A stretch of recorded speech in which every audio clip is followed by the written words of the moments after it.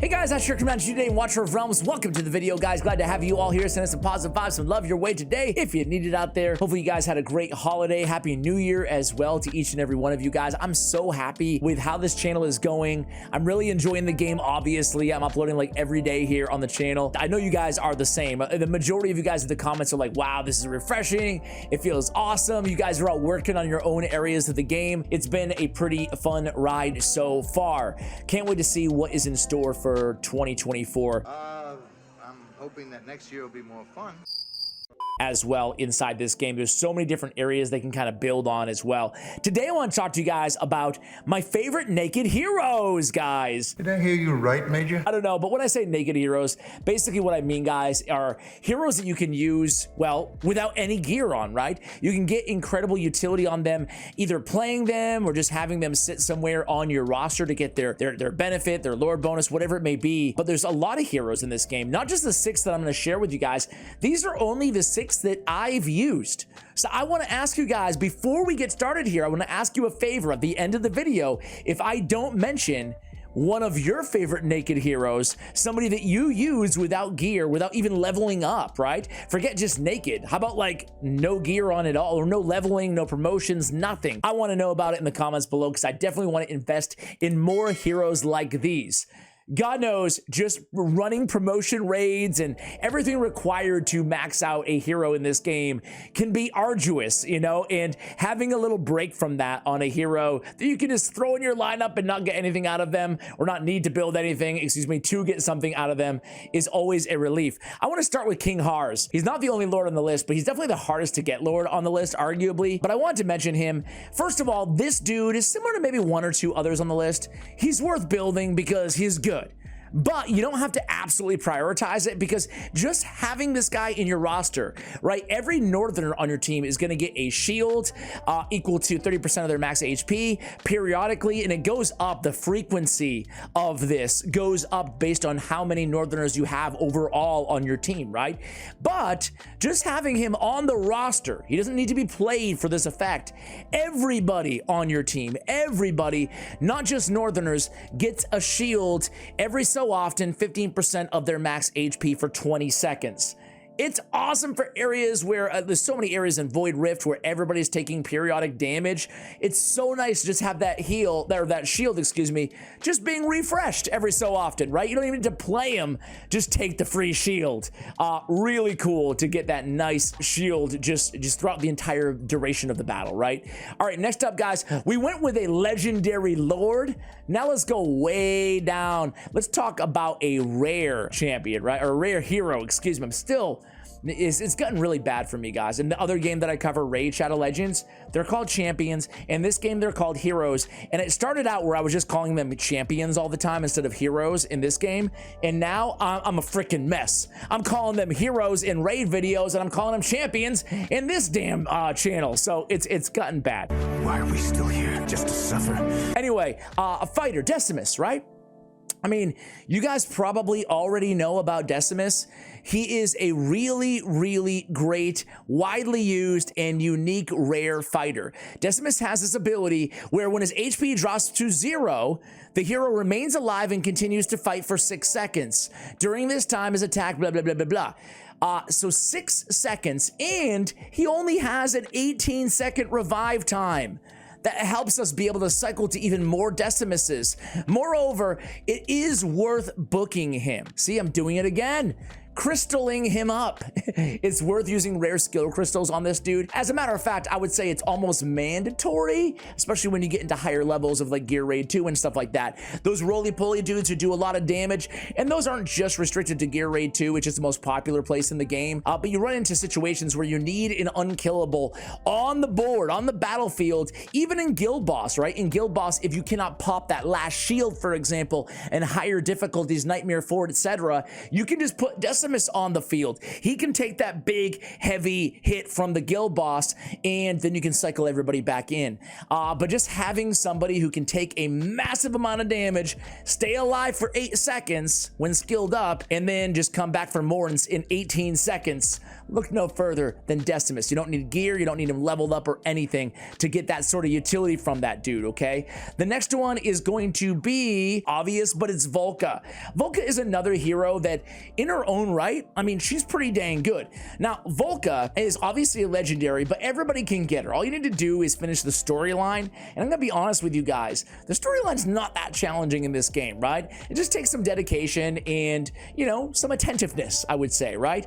But Vula is amazing. You don't even have to play her, and it's not because of her Lord skill, because she's not a Lord. It's because of her Awakened One. Now, you might be saying at this point, well, Ash, you just said you can get her through the storyline, but how do we get her awakened, dude? Good news.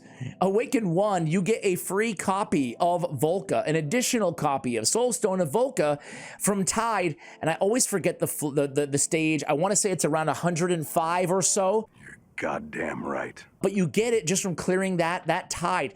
Moreover, there's other waves that give you more Vulas, so you can continue to upgrade her after that, but really it's Awaken One. Ally revive time minus 25%. That doesn't matter. You don't have to play her for that. Play her on the battlefield, excuse me. Put her on your team, and then everybody who's 60 seconds is magically 45 seconds in terms of their revive time. That might not sound like much to new players out there, but it is absolutely instrumental to so many endgame strategies, especially when you get to 19, 20, and 21 in gear raids, and not to mention, you know, Void Rift anywhere. I mean, Vula is so valuable for this alone, and then you can build her later on. She's pretty good in her own right as well as a fighter for your squad. But man, oh man, just having her on the team, that's a game changer for you guys when you get a Vula A1.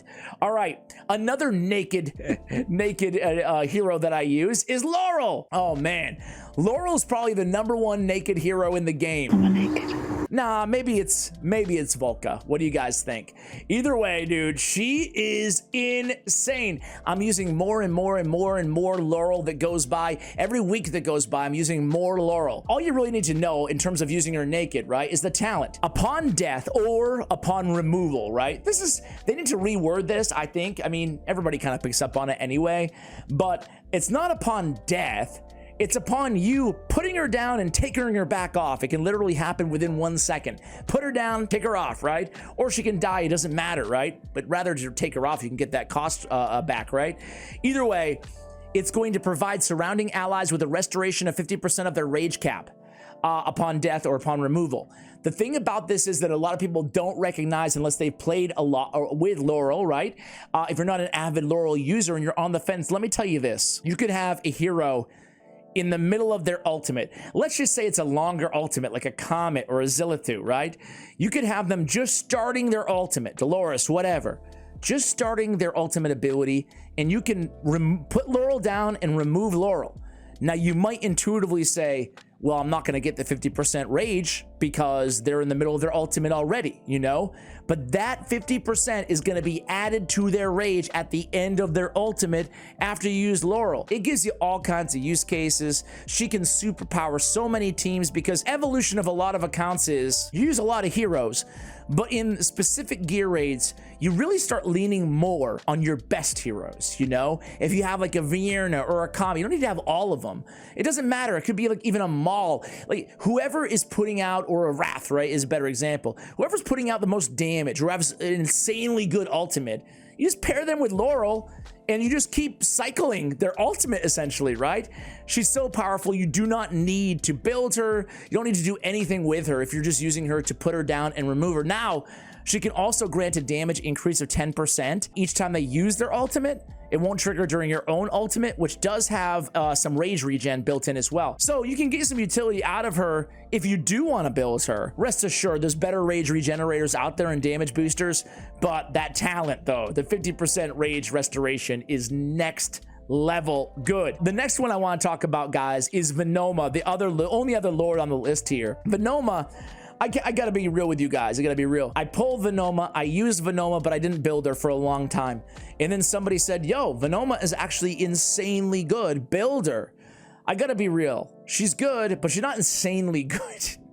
And I gotta be careful of this too here on the channel, right? I don't want to hate on Venoma. She's amazing. She's amazing. She's great. She powers up Comet, right? She has an amazing Lord skill that applies to everybody without even having to build her or gear her, just like King Hars. In terms of damage, she can do some damage, you know? I found even putting her in my best gear though, she can't like hold a candle to even like a Morrigan, for example, another Lord, for example, right? I don't know, like most of my epic damage dealers can out damage Venoma. That being said though, she's still pretty cool, right? She does curse, she does hex, she does AoE damage. Under the curse units are unable to perform their basic attack. So she definitely, and she has slow, so she's definitely more of a control than a damage when you build her, okay? That being said, I do think personally there's better control options out there, but she's still pretty cool. She's worth building, worth checking out. But you can get a ton of utility on her without even having to build her, guys. Just go ahead and reduce faction allies skill cost by 25%. That's great, right? But increase allies rage by 30% upon their first deployment. Now, it doesn't say faction allies. It's just ally. It's everybody. So you can slot Venoma on your team. You don't need to do anything. Just sit back, relax. Don't play her. Don't build her if you don't want to. And then just everybody who enters the battlefield, they're either at their ultimate already or very dang close to just using their ultimate upon their entry into battle, which is very valuable, obviously. So what we're talking about here, guys, heroes like Cyrene or heroes like Narvi, okay? So these are cost regen and they're pretty dang cool, right? Dalian is probably one of the best cost regenerators out there in the game as well. Now you can build, absolutely you can build these heroes, and you do to get the full value of most of they all work a little bit differently, right?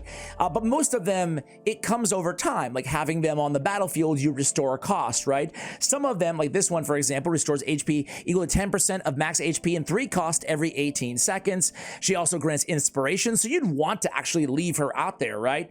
Now, inspiration, you know, you do want to scale attack. So with Narvi, for example, I would want to put a little bit of attack on her. But there's a lot of examples. I've seen a lot of players out there that basically restores 13 costs for all allies every 30 seconds on Dalian, for example, right?